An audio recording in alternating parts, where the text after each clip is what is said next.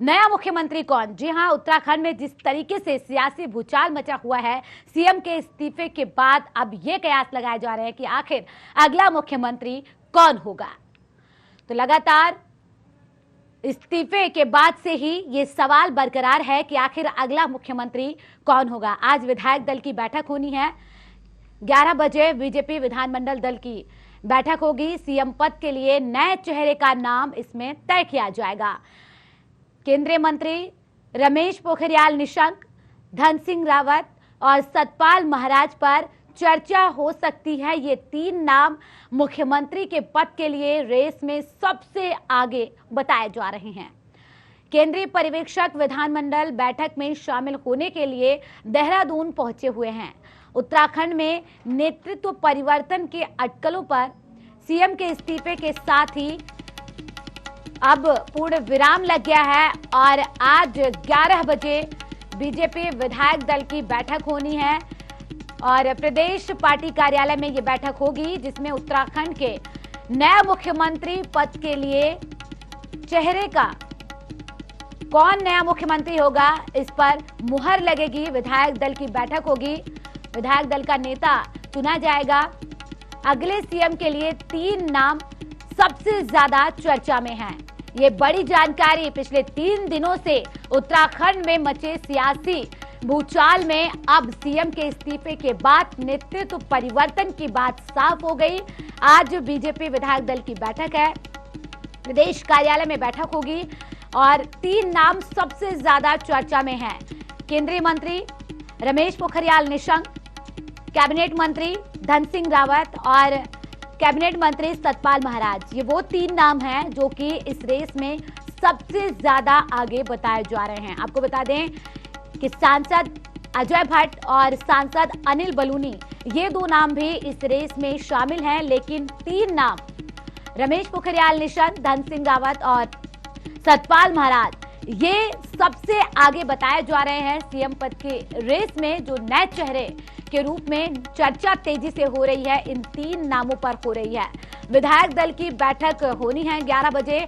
11 बजे तस्वीर साफ हो जाएगी कि आखिर उत्तराखंड का अगला मुख्यमंत्री कौन होगा। लेकिन सवाल यहां पर यह है कि चाहे कांग्रेस हो बीजेपी हो, दोनों ही पार्टियों ने चुनाव से पहले इस तरह के दांवपेच खेले जो कि चाहे बीजेपी हो या कांग्रेस, दोनों को भारी पड़ा है।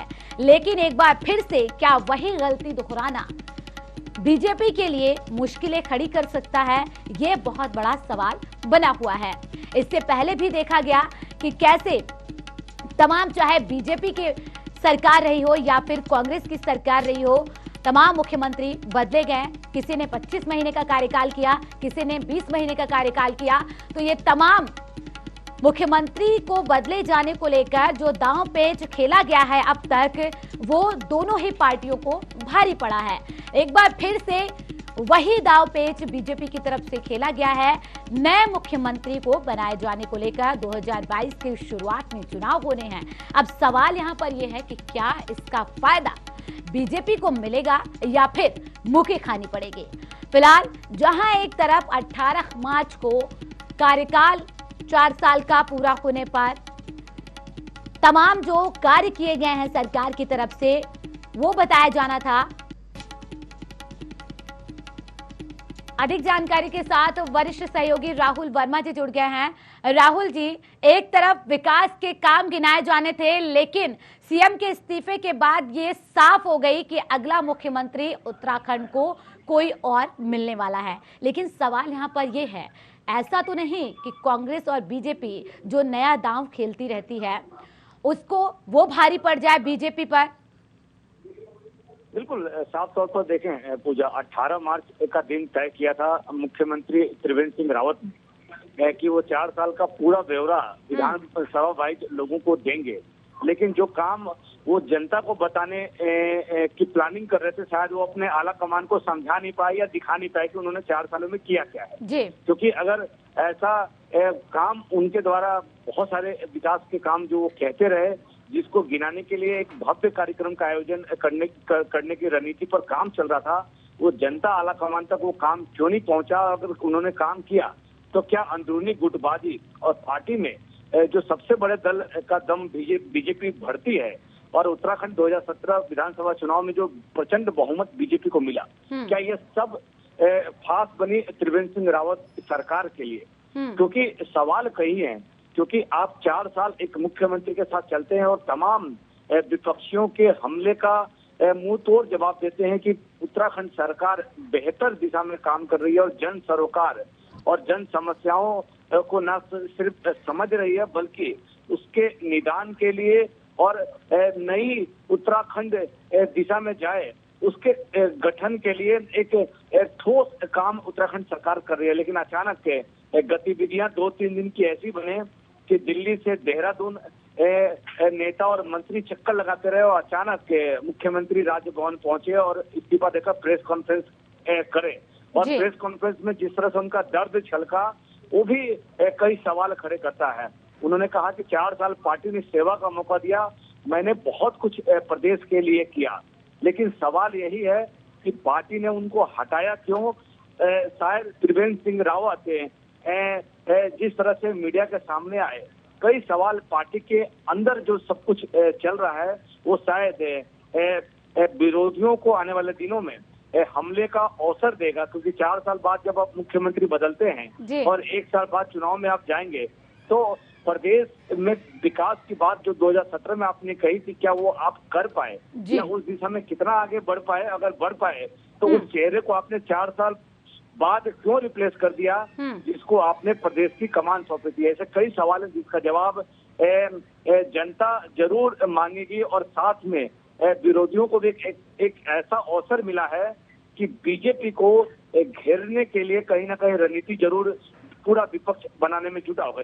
जी लेकिन राहुल जी, ऐसे में विधायक दल की बैठक भी आज होनी है 11 बजे, उसके बाद तो तस्वीर साफ हो जाएगी कि कौन अगला मुख्यमंत्री उत्तराखंड का बनने वाला है। लेकिन जो 3 नाम रेस में सबसे आगे हैं, अगर हम सबसे पहले बात करें रमेश पोखरियाल निशंक की, जो कि केंद्रीय शिक्षा मंत्री भी हैं, हरिद्वार से सांसद भी हैं, ये पहले भी उत्तराखंड के मुख्यमंत्री रह चुके हैं। अगर उनको एक बार फिर से उत्तराखंड की कमान सौंपी जाती है तो क्या जो बीजेपी चाह रही है या जो वहां की जनता चाह रही है, क्या उनकी उम्मीदों पर खरे उतर पाएंगे और क्या जो विधायकों की नाराजगी है वो दूर हो पाएगी? बिल्कुल, निश्चित तौर पर कई बड़े नाम इस रेस में शामिल है और जैसा कि आपने कहा कि रमेश पोखरियाल निशंक के पास अनुभव भी है और जिन परिस्थितियों में इस समय बीजेपी है, जिस बड़े चेहरे के साथ मंत्रिमंडल का विस्तार त्रिवेंद्र सिंह रावत ने किया था, शायद उन मंत्रियों को हैंडल करना उनके कंट्रोल से बाहर हो गया। और अगर रमेश पोखरियाल निशंक को पार्टी कमान देती है तो निश्चित तौर पर उनका जो पिछला अनुभव रहा है पार्टी को चलाने में वो उनको काम आ सकता है। लेकिन क्योंकि एक महत्वपूर्ण पद पर रमेश पोखरियाल निशंक बैठे हैं, HRD मिनिस्टर हैं, ऐसे में मोदी कैबिनेट के भी एक बड़ा चेहरा है वो, ऐसे में क्या पार्टी इतना बड़ा स्टेप लेगी कि उनको उत्तराखंड की कमान सौंपेगी? लेकिन जो भी हो, अटकलों का दौर जारी है कि मुख्यमंत्री निशंक भी इस रेस में हैं और साफ तौर पर कुछ और ऐसे नाम हैं, चाहे वो धन सिंह रावत हो, अनिल बलूनी हो, सतपाल महाराज हो, ऐसे कई नाम हैं जिसको लेकर चर्चाएं अलग अलग सूत्रों से अलग अलग लोग अपने तरीके से तर्क दे रहे हैं। लेकिन मुख्यमंत्री जो भी हो, निश्चित तौर पर ये इतना आसान सीट मुख्यमंत्री की है नहीं। एक तरह से कहें कि ये ताज जिसको भी मिलेगा उसके लिए बड़ी चुनौती होगी सरकार के जो प्लानिंग है उसको इम्प्लीमेंट करना और 57 विधायकों के साथ जो कैबिनेट के बड़े चेहरे त्रिवेंद्र सिंह रावत सरकार में रहे हैं उनको किस तरह से आगे एडजस्ट किया जाएगा और उनको किस तरह से लेकर चल पाएगा जो मुख्यमंत्री होगा, ये भी एक बड़ा सवाल है। बिल्कुल राहुल जी, साथ ही साथ अगर धन सिंह रावत की बात करें, सतपाल महाराज की बात करें जो कि बड़े चेहरे हैं, अगर इनके अनुभव की बात करें तो किस तरह से उत्तराखंड की जनता को आने वाले दिनों में विकास की राह पर आगे बढ़ सकेगी वहां की जनता, अगर इनको दोनों में से किसी एक को बनाया जाता है तो? बिल्कुल, जब नंबर आपके पास बहुत ज्यादा हो और चेहरे बहुत ज्यादा हैं, विकल्प बीजेपी के पास बहुत है। अगर हम देखें प्रदेश लेवल के नेताओं से लेकर दिल्ली की राजनीति में जो सक्रिय लोग हैं तो बीजेपी के पास विकल्प की कमी नहीं है, विकल्प बहुत है, चेहरे बहुत हैं और कई ऐसे चेहरे इस रेस में हैं जिनको बतौर मंत्री काम करने का अवसर मिला है, संगठन में भी उन्होंने काम किया है। तो यानी बीजेपी चाहे रमेश पोखरियाल निशंक को लेकर आए, सतपाल महाराज हो या फिर धन सिंह रावत हो या अनिल बलूनी हो, ऐसे ये जितने भी नाम हैं, इन सब ने इनको जब भी पार्टी ने कोई जिम्मेदारी सौंपी है, उन्होंने बखूबी उस काम को न सिर्फ अंजाम दिया है बल्कि पार्टी की उम्मीदों पर भी खड़े उतरे हैं। ऐसे में बीजेपी के लिए अटकलों को लेकर बीजेपी का मुख्यमंत्री कौन होगा, तमाम अलग अलग सूत्र अलग अलग नाम जरूर बता रहे हैं, लेकिन प्रदेश बीजेपी की कमान किसको मिलेगी और अगला मुख्यमंत्री कौन होगा वो तय दिल्ली से ही होगा। विधायक दल की बैठक जो हो रही है, निश्चित तौर पर अवगत कराया जाएगा विधायकों को किस के नाम पर जो है पार्टी में सहमति बन रही है, और मान के चले कि इस बैठक के बाद कुछ कोई नाम जो है बीजेपी फाइनल कर पाएगी और उत्तराखंड को नया चेहरा, नया मुख्यमंत्री मिल जाएगा जो सबको लेकर चलने की क्षमता रखता हो, जनता की उम्मीदों पे खड़ा भी उतरे और विजन 2022 को पूरा करने में भी बीजेपी को मजबूती प्रदान करती। लेकिन राहुल जी, अब ऐसे में एक जो बात और निकलकर सामने आ रही है कि विधायकों की नाराजगी दूर करने के लिए उप मुख्यमंत्री भी बनाया जा सकता है उत्तराखंड में, तो क्या ये दाव काम आएगा कि विधायकों की नाराजगी दूर हो सके? बिल्कुल, छोटा स्टेट है, बहुत ज्यादा उम्मीद लगती नहीं कि उप मुख्यमंत्री जैसी कुर्सी उत्तराखंड में भी बनेगी जी, क्योंकि हालांकि 57 विधायक हैं। आप एक मुख्यमंत्री अगर उप मुख्यमंत्री की कुर्सी जनरेट भी करेंगे तो एक विधायक को संतुष्ट कर पाएंगे। बिल्कुल। अब देखते हैं कि उत्तराखंड में जो सियासी भूचाल आया पिछले शनिवार को, जिस तरह से पर्यवेक्षक पहुंचे, आनन फानन में बैठकों का दौर चला, दिल्ली तक नेता दौड़ लगाई और उसके बाद जो परिणाम सामने आए वो कई सवाल उठा रहा है। ऐसे में अब 57 विधायकों को लेकर पार्टी का मुखिया, पार्टी का वो चेहरा कौन होगा जो सबको संतुष्ट कर पाएगा और उत्तराखंड की जो विकास की पहिया को गति देने की बात बीजेपी लगातार करती रही है, उस पहिया को गति दे पाएगा। और सबसे बड़ा सवाल कि जो विधायक हैं, जो मंत्री रहे हैं त्रिवेंद्र सिंह रावत सरकार में, सबको कैसे एक साथ एक मंच पर बैठा पाने में कामयाब होगा, सबकी उम्मीदों पर वो कैसे खड़ा उतरेगा और पार्टी का जो मिशन है 2022 उसको फतेह करने में उस चेहरे का कितना महत्वपूर्ण रोल वो अदा कर पाएगा, ये भी एक बड़ा सवाल है।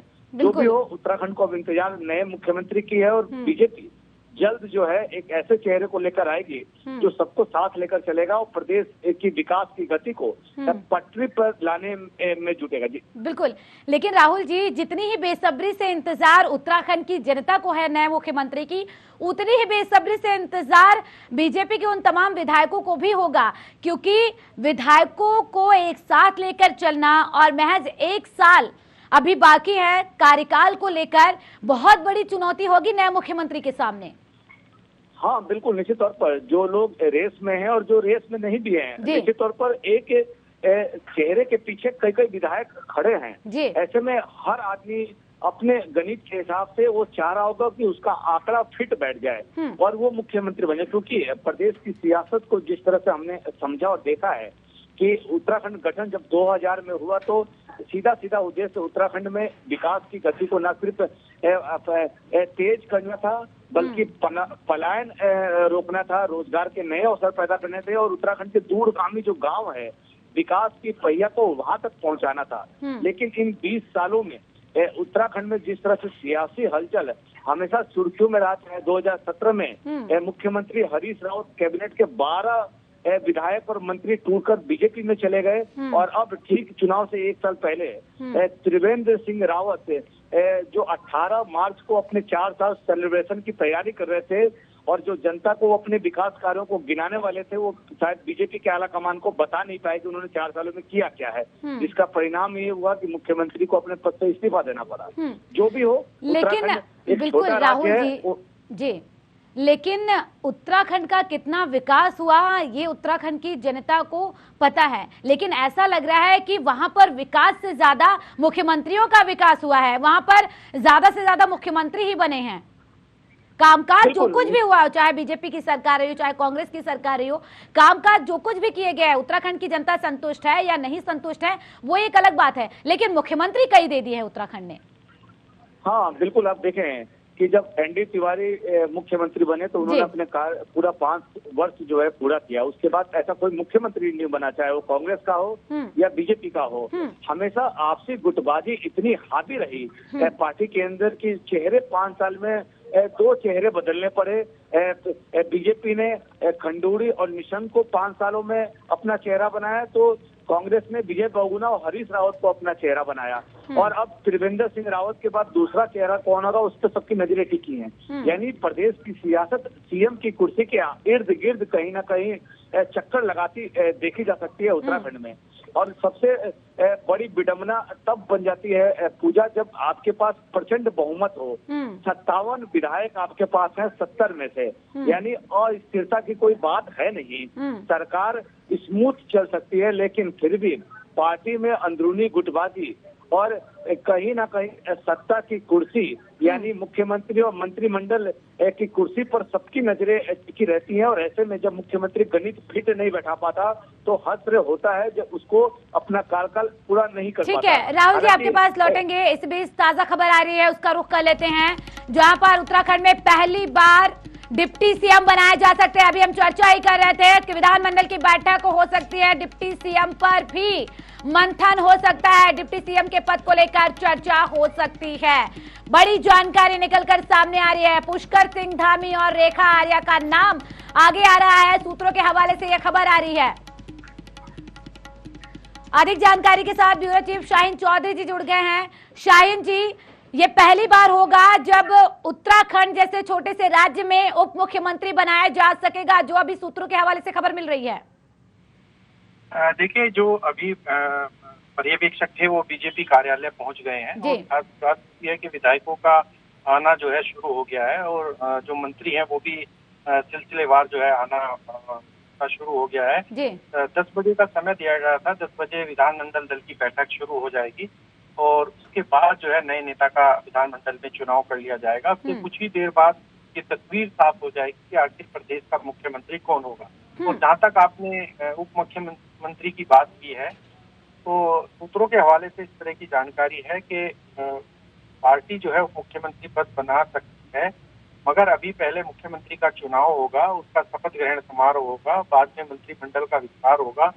दोनों मंडलों को साधने का प्रयास जो है भारतीय जनता पार्टी इस बार करेगी, क्योंकि आपने देखा है कि 4 साल तक त्रिवेंद्र सिंह रावत मुख्यमंत्री के तौर पर काम किया है और लोग विधायकों में काफी असंतोष जो है उनके रहते चला है। तो ये असंतोष किस तरह से शांत हो, किस तरह से रह सके, क्योंकि ये साल जो है ये चुनावी वर्ष है। तो चुनावी वर्ष में पार्टी को जो बदलाव किया है, तो इस बदलाव के चलते पार्टी कोई भी किसी तरह का रिस्क नहीं लेना चाहेगी और पार्टी हर किसी को साधने का प्रयास करेगी जिससे किसी तरह की कोई गुटबाजी ना हो और पार्टी एकजुटता के साथ सरकार चलाए और चुनाव में जी। लेकिन शाहीन जी, सवाल यहाँ पर यह है कि क्या बीजेपी में गुटबाजी इस कदर हावी हो गई है कि अब उप मुख्यमंत्री भी बनाए जाने पर मंथन होने की बात सामने आ रही है? देखिए, हालांकि ये सूत्रों के हवाले से सब खबरें अभी चल रही हैं कि मुख्यमंत्री होगा। अभी ये पूरी तरह से स्पष्ट नहीं है कि मुख्यमंत्री होगा या नहीं होगा। जैसे मैंने पहले बताया कि अभी विधानमंडल दल की बैठक हो रही है और यहाँ हम देख रहे हैं कि एक के बाद एक विधायक मंत्री जो है आ रहे हैं। खास बात यह है कि सांसदों को भी बुलाया गया है और सांसदों में कौन सांसद यहाँ आते हैं ये भी देखने वाली बात होगी, दिलचस्प बात होगी। और नए नेता का चुनाव जो है आज होना है, दल की जब बैठक होगी उसमें नेता का चुनाव होगा। अब से कुछ ही देर बाद नए नेता का चुनाव होगा और इस पर भी नजर रहेगी कि विधानसभा जो माफ करिएगा जो विधानमंडल दल का नेता चुना जाता है उसका शपथ ग्रहण समारोह आज होता है या कल होता है। इस तरह की चर्चा है कि दोपहर बाद जो नया नेता चुना जाएगा उसका शपथ ग्रहण समारोह भी हो सकता है। हो सकता है कि अभी मुख्यमंत्री जो है शपथ लें, उसके बाद 2-3 दिन बाद जो है पूरा मंत्रिमंडल शपथ ले। इस तरह की कयासबाजी और इस तरह की सूत्रों के हवाले से खबरें आ रही जी। लेकिन शाहीन जी, सवाल फिर ये भी है कि ठीक चुनाव से 1 साल पहले इस तरह से नए मुख्यमंत्री का बनाया जाना, ये दांव उल्टा तो नहीं पड़ जाएगा बीजेपी को? देखिए, ये तो भविष्य के गर्भ में छिपा हुआ है कि पार्टी ने जो दांव खेला है ये उल्टा पड़ता है या सीधा पड़ता है। मगर हाँ, इस तरह से विधायकों की नाराजगी को पार्टी ने काफी गंभीरता से लिया है और उसी के चलते हुए नेतृत्व परिवर्तन का मन बना है और मुख्यमंत्री के तौर पर त्रिवेंद्र सिंह रावत को इस्तीफा देने के लिए कहा गया। अब पार्टी में आज विधानमंडल दल की बैठक है, नए नेता का चुनाव होगा। सबकी जागरूकता, सबकी जिज्ञासा ये है कि आखिर पार्टी का नया नेतृत्व किसके पास होगा, क्योंकि अब ज्यादा समय चुनाव में नहीं है। पार्टी को जो है एक साथ लेकर चलना होगा, गुटबाजी को रोकना होगा, चुनाव भी जीतने की चुनौती होगी। ये तमाम ऐसे सवाल हैं जो नए मुख्यमंत्री की चुनौतियों से भरे होंगे और नए मुख्यमंत्री को इन सब उम्मीदों पर पार्टी की खरा उतरना होगा। जी शायन जी शुक्रिया, और नजर भी बनाए रखिएगा इस पूरी खबर पर, आपसे अपडेट लेते रहेंगे। इस बीच राहुल वर्मा जी लगातार वरिष्ठ सहयोगी जुड़े हुए हैं। राहुल जी, अभी हम चर्चा ही कर रहे थे कि उप मुख्यमंत्री बनाया जाता है अगर कोई, वहां पर जो सूत्रों के हवाले से खबर मिल रही है कि उप मुख्यमंत्री कोई भी बनाया जा सकता है। प्रकाश सिंह धामी का नाम सामने आ रहा है, रेखा आर्या का नाम सामने आ रहा है, लेकिन फिर सवाल ये उठता है कि क्या इतनी ज्यादा गुटबाजी बढ़ गई है कि विधायकों को मनाने के लिए उप मुख्यमंत्री अब बनाए जाएंगे, वो भी छोटे से राज्य में। चलिए, संपर्क टूट चुका है राहुल जी से, तो बड़ी जानकारी फिलहाल यही है, अपडेट यही है कि सूत्रों के हवाले से जो खबर मिल रही है कि डिप्टी सीएम को लेकर चर्चा हो रही है। पुष्कर सिंह धामी और रेखा आर्या का नाम आगे आ रहा है, सूत्रों के हवाले से यह खबर मिल रही है। बीजेपी प्रदेश प्रभारी दुष्यंत गौतम और राष्ट्रीय उपाध्यक्ष रमन सिंह पहुंच चुके हैं। तमाम विधायकों के पहुंचने का सिलसिला भी जारी है। विधानमंडल की बैठक होनी है जिसमें सीएम अगला कौन होगा उत्तराखंड का, इस पर मुहर लगेगी। दोनों पर्यवेक्षक पहुंच चुके हैं विधानमंडल की बैठक में शामिल होने के लिए, वहीं तमाम विधायकों के पहुंचने का सिलसिला भी जारी है। बड़ी जानकारी सूत्रों के हवाले से यह मिल रही है कि उप मुख्यमंत्री पद को लेकर भी चर्चा हो सकती है। बीजेपी प्रदेश प्रभारी दुष्यंत गौतम और राष्ट्रीय उपाध्यक्ष रमन सिंह पहुंच चुके हैं। तमाम विधायक भी विधानमंडल की बैठक में शामिल होने के लिए पहुंच रहे हैं। तो त्रिवेंद्र सिंह रावत ने अपना इस्तीफा जैसे ही दे दिया, उसके बाद तमाम नाम इस रेस में आगे आए। अब अगला मुख्यमंत्री कौन होगा, इस पर मुहर लग जाएगी। 11 बजे विधानमंडल की बैठक होनी है।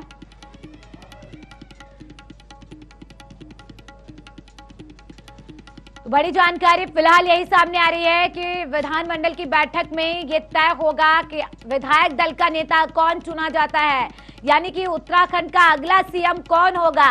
बेसब्री से इंतजार जहां जनता कर रही है, इस बीच एक और बड़ी खबर सूत्रों के हवाले से यह मिल रही है कि उप मुख्यमंत्री बनाए जाने पर भी चर्चा हो रही है, जिसमें प्रकाश सिंह धामी और रेखा आर्या, ये दो नाम सामने आ रहे हैं।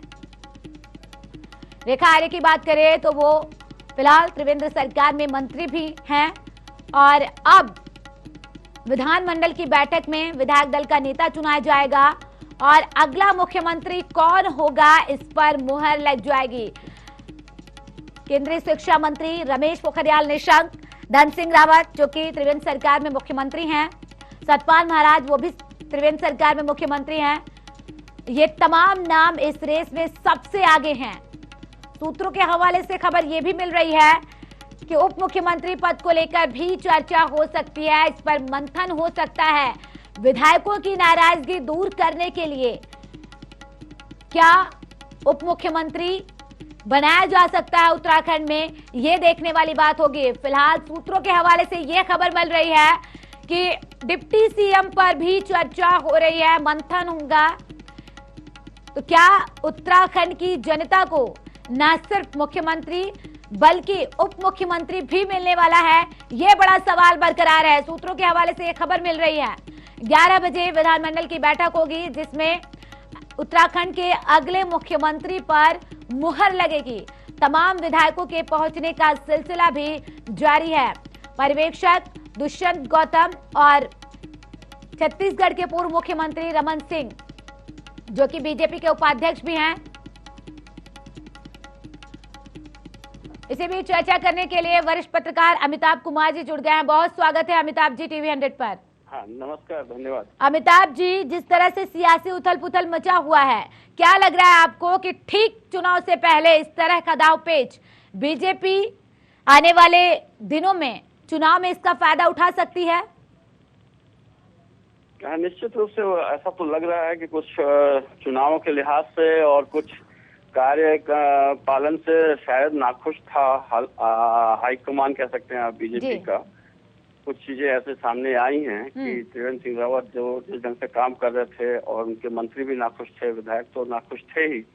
कल ये भी सूचना मिली कि जब वो वापस गए दिल्ली से तो विधायक जो है उनसे मिलने तक नहीं गए। तो जाहिर करता है और निश्चित रूप से अपना चेहरा थोड़ा सा साफ करने के लिए, चमकदार दिखाने के लिए बीजेपी ने ये निर्णय लिया है। तो इसमें कुछ विशेष ये नहीं है। ऐसा लग रहा है कि आजकल जो है मोदी जी खास करके जो है परफॉर्मेंस को लेकर काफी जोर देते हैं। उसी निर्णय के तहत इनको कहा गया कि आप रिजाइन करें, किसी और को मौका दें। जी, लेकिन अमिताभ जी सवाल यहाँ पर ये उठता है कि आखिर त्रिवेंद्र सिंह रावत से कहाँ चूक हो गई जिसकी वजह से 4 साल काम करने के बाद अचानक से बदलना पड़ रहा है सीएम? देखिए, मैंने जैसे कहा ना कि एक तो कार्यपालन में काफी कमियां पाई गई हैं। जैसे बताया गया है कि जो मुख्यमंत्री का जो वेबसाइट है 6 महीने से अपडेट तक नहीं हो रहा था। ये अपने आप में बताता है कि कितने सक्रिय थे, कितना कार्यों पे ये ध्यान रखते थे। इसके अलावा कुछ जो बातें आ रही हैं, जैसे कि पार्टी में जो भ्रष्टाचार को लेकर के चर्चाएं चल रही थी, उसको लगता है कि गंभीरता से लिया गया है बीजेपी में ऊपरी स्तर पे जी। उसका भी असर मुझे पड़ा है क्योंकि उत्तराखंड ऐसा स्टेट रहा है जहां भ्रष्टाचार काबू में किसी से नहीं आ रहा है। वहाँ भ्रष्टाचार पे कोई काबू ही नहीं पा रहा है। और मोदी सरकार की जो प्रमुखता मतलब जो प्राथमिकता है वो ये है कि भ्रष्टाचार पे एकदम 0 टॉलरेंस पे आप चलेंगे। तो मुझे लगता है कहीं ना कहीं ये भी एक कारण है, यह भी एक कारण है जी। लेकिन अमिताभ जी, जो अब 3 नाम फिलहाल सबसे आगे हैं मुख्यमंत्री की रेस में, और इससे पहले मैं आपसे ये भी सवाल पूछना चाहूंगी, जो सूत्रों के हवाले से खबर मिल रही है कि उप मुख्यमंत्री पद के लिए भी मंथन हो सकता है। अगर अगला यहाँ पर उत्तराखंड में पहला कोई उप मुख्यमंत्री बनाया जाता है तो फिर क्या विधायकों की नाराजगी दूर हो पाएगी? मतलब अगर ये जो चर्चा उठाई गई है, मुझे ऐसा लगता नहीं है कि यहाँ उप मुख्यमंत्री की कोई बात है, ठीक है ना। चर्चा उठाई इसलिए गई है कि चूंकि 3-4 नाम हैं जो कि मुख्यमंत्री बनना चाहते हैं, तो ऐसी स्थिति में शायद सांत्वना पुरस्कार के तौर पे ही अगर ज्यादा से ज्यादा हो सकता है उप मुख्यमंत्री का पद का सृजन किया जाए, नहीं तो मुझे कोई कारण नहीं दिखता।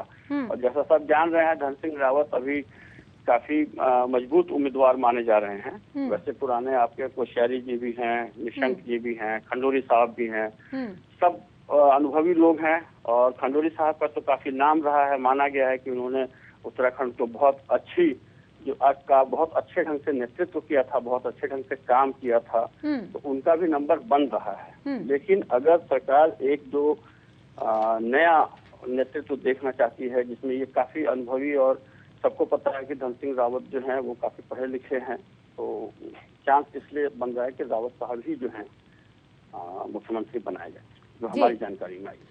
लेकिन अमिताभ जी, विडंबना रही है कि जब से प्रदेश राज्य का गठन हुआ है, विकास के काम कम हुए हैं, मुख्यमंत्री ज्यादा यहाँ पर बने हैं।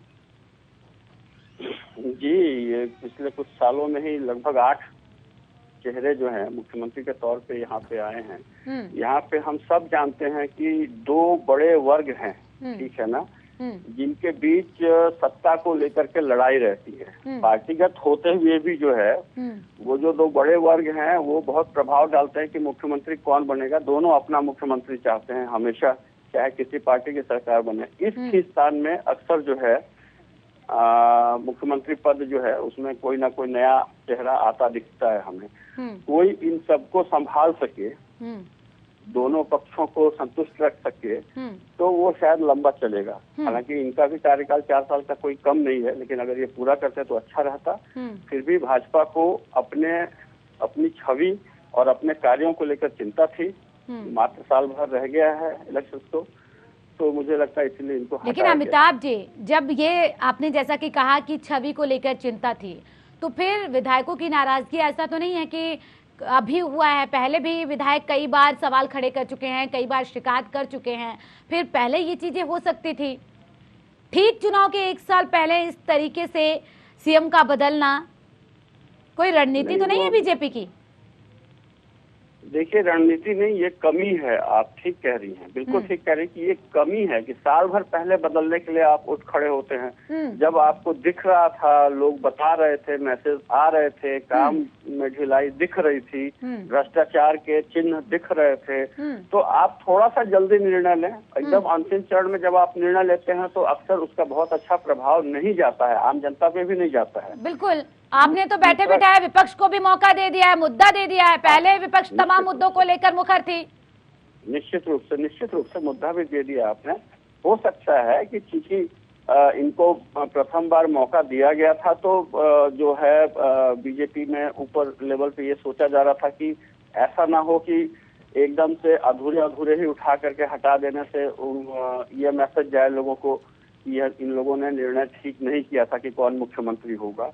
तो थोड़ा सा उनको समय दिया गया कि आप चीजों को ठीक करें, पुख्ता करें। लेकिन जब देखा गया कि इनकी कोशिशें कामयाब नहीं हो रही हैं तो मुख्यमंत्री बदलने का निर्णय लिया गया है, मुझे ऐसा लगता है। लेकिन अमिताभ जी अब देखिए, विधायकों के पहुंचने का सिलसिला भी शुरू हो चुका है। 11 बजे बैठक होगी विधानमंडल की, जिसमें तस्वीर साफ हो जाएगी कि आखिर अगला मुख्यमंत्री कौन होगा। लेकिन यहाँ पर फिर सवाल ये उठते हैं कि क्या भरोसा है कि अगला मुख्यमंत्री फिर उत्तराखंड की जनता के बारे में सोचेगा, उसके विकास के बारे में सोचेगा? निश्चित रूप से देखिए, जब मुख्यमंत्री पद से किसी को हटाया जा सकता है एकदम अंतिम चरण में भी, तो जो भी अगला आएगा उसको साल भर के अंदर अपनी मजबूती और अपना काम दिखाने की बाध्यता होगी, ताकि वो लोगों के दिल में उतर सके और पार्टी की छवि को बेहतर कर सके। तो वो उसके अंदर उस शिद्दत से उसको काम करना ही पड़ेगा। इसमें गारंटी की बात नहीं है, उसको करना ही पड़ेगा, उसकी मजबूरी होगी। यानी कि एक बहुत बड़ी चुनौती होगी जो नया मुख्यमंत्री जो भी बनेगा। बिल्कुल बिल्कुल, बहुत सख्त चुनौती है एक साल में। क्योंकि मुझे याद है दिल्ली में ऐसा जब इन्होंने किया था, सुषमा स्वराज को जब ये मुख्यमंत्री के तौर पर लाए थे तो वो काम नहीं किया था और बीजेपी की हार हुई थी दिल्ली में। उसके बाद लगातार 15 साल शीला दीक्षित की सरकार रही, बीजेपी कहीं से उठ नहीं पाई थी, मुझे याद है जी। लेकिन फिर सवाल ये भी उठते हैं कि जो सूत्रों के हवाले से खबर मिल रही है, डिप्टी सीएम को लेकर 2 नाम भी इसमें शामिल हो रहे हैं। रेखा आर्य जो कि फिलहाल मंत्री हैं और प्रकाश सिंह धामी का भी नाम सामने आ रहे हैं। तो क्या सिर्फ विधायकों को मनाने के लिए ये तमाम दांवपेच खेले जा रहे हैं या फिर बीजेपी के मन में कुछ और चल रहा है, तमाम जो पार्टी के आला अधिकारी हैं? नहीं, विधायकों को मनाने की पार्टी की तो पहले चिंता है अपनी छवि, अपने कार्यों को लेकर के चुनाव में जाने की। दूसरी चिंता है कि जब हम बदलाव कर रहे हैं तो जो बहुत सारे लोग चेहरे सामने आ रहे हैं तो उसमें कहीं फिर से जैसे कि इतना ही ज्यादा मतलब विरोध ना शुरू हो जाए, तो उसको थोड़ा सा संभालने के लिए वो मेरे ख्याल से ऐसा कर सकते हैं। मुझे आशा नहीं है कि ऐसा किया जाएगा, लेकिन जिस तरीके से बिहार में भी 2 मुख्यमंत्री उप मुख्यमंत्री बनाए गए हैं तो यहाँ भी शायद भाजपा ऐसा कर सकती है। बिल्कुल, बहुत उम्मीद नहीं है लेकिन कर सकती है, क्योंकि आजकल एक तरह से ये ट्रेंड बनता जा रहा है। उससे क्या होगा कि जो उप मुख्यमंत्री बनेंगे उनको कुछ फोलियोज जो हैं इंडिपेंडेंटली हैंडल करने के लिए दिए जाएंगे, तो मुख्यमंत्री के ऊपर दबाव कम होगा। कुछ विभाग वो लोग शायद इसके दृष्टिगत कुछ निर्णय ऐसा हो जी। लेकिन फिर अमिताभ जी सवाल ये भी उठने लगते हैं कि अगला जो भी मुख्यमंत्री बनेगा उसके सामने तमाम चुनौतियां भी होंगी। एक तरफ विकास उत्तराखंड का और दूसरी तरफ विधायकों को मनाना और एक साथ लेकर चलना। हाँ बिल्कुल, 2 विधायकों को मनाना है। उप मुख्यमंत्री बनाए जाने के कारण में विधायकों को मनाना ही है कि 2-3 फैक्शंस जो हैं अलग अलग, उनको संतुष्ट कर दिया जाए और बहुत कड़ी चुनौती होगी। और मुझे लेकिन ऐसा लगता है कि अगर कोई सक्रिय तत्पर मुख्यमंत्री होगा तो वहाँ पे योजनाओं की कमी नहीं है। बहुत सारी योजनाएं वहाँ लागू कर दी हैं जिनको पूरा नहीं किया जा रहा है, ना उनके ऊपर काम हो पा रहा है। इस वजह से मुख्यमंत्री बदलने की नौबत आई। तो अगर वो खाली जो योजनाएं ऑलरेडी चल रही हैं उनको ही गति में ला दे, तेजी से उनको लागू करवाएं और काम शुरू करवा दें और उनको पूरा करते हुए दिखें, तो मुझे लगता है कि भाजपा को एक साल बहुत बड़ी चुनौती होगी। एक साल में जनता की बातों पर खरे उतरना, बहुत सारी चीजें देखिए। कोरोना काल में देखिए कैसे काम किया। अगर काम किया होता तो अब तक जो कुंभ का मेला है उसमें उस पर ग्रहण नहीं लगता कोरोना का। तो ये सारी चीजें हैं, सब चीज को मेंटेन करना एक बहुत बड़ी चुनौती होगी नए मुख्यमंत्री के लिए। निश्चित रूप से होगी। देखिए अभी क्या स्थिति है कि आप योगी जी जब से उत्तर प्रदेश में आए हैं और जिस ढंग से वो काम कर रहे हैं, तो भाजपा शासित जितने प्रदेश हैं उन मुख्यमंत्रियों के लिए बड़ी चुनौती बन गया है कि हम कम से कम उसके लेवल पे आने की कोशिश करें और वैसा काम करके दिखाने की कोशिश करें। आप देख रहे होंगे कि मध्य प्रदेश में शिवराज सिंह चौहान भी जो है योगी जी को कई जगह बहुत फॉलो करते दिख रहे हैं। तो अन्य प्रदेशों में भी अब ये उम्मीद की जा रही है कि उसी ढंग से लोग काम करेंगे। तो चुनौतियां बढ़ गई हैं और जो उसमें कमजोर पड़ रहा है वो जा रहा है। आपने देखा कि त्रिवेंद्र सिंह गए, तो अब जो भी आएगा उसको लगभग उसी तर्ज पे, उसी तेजी से, उसी सख्ती के साथ काम करना होगा, ये तय है। लेकिन अमिताभ जी इसलिए भी क्योंकि योगी आदित्यनाथ के पास बहुत बड़ा राज्य है।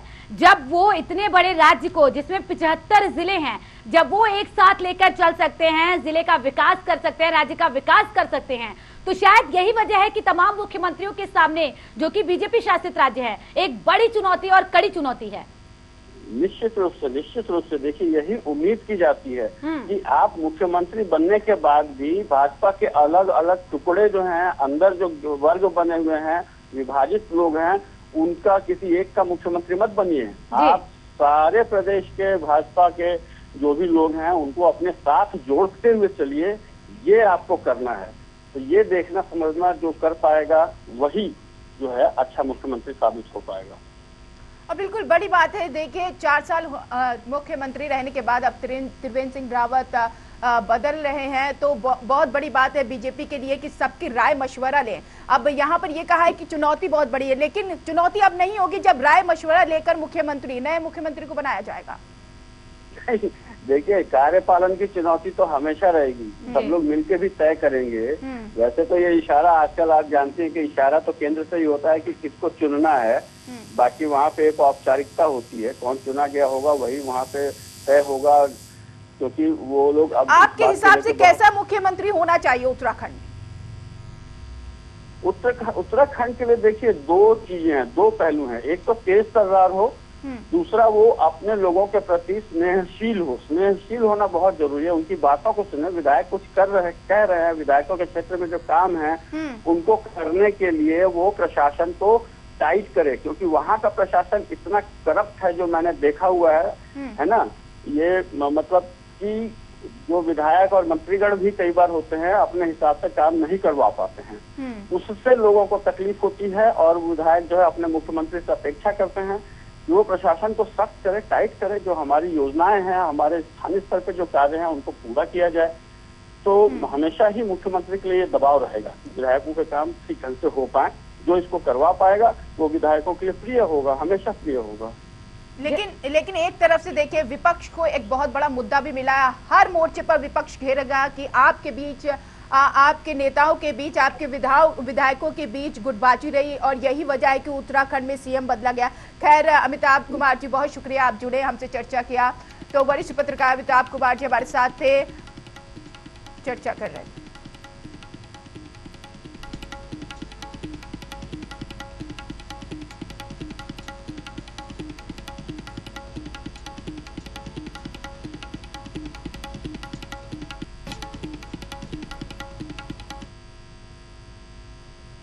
राजनीति में काम कर रहा हूं, राष्ट्रीय स्वयंसेवक संघ से और प्रचारक के नाते, भारतीय जनता पार्टी के संगठन महामंत्री के नाते, और विगत लगभग 4 वर्ष से पार्टी ने मुझे मुख्यमंत्री के रूप में देवभूमि उत्तराखंड में सेवा करने का मौका दिया। ये मेरा परम सौभाग्य रहा है और मैं कहूं कि मेरे जीवन का ये स्वर्णिम अवसर मेरी पार्टी ने मुझे दिया। एक छोटे से गांव में जहां आज भी 7-8 परिवार रहते हैं, उस गांव में मैंने जन्म लिया, एक सैनिक के परिवार में जन्म लिया और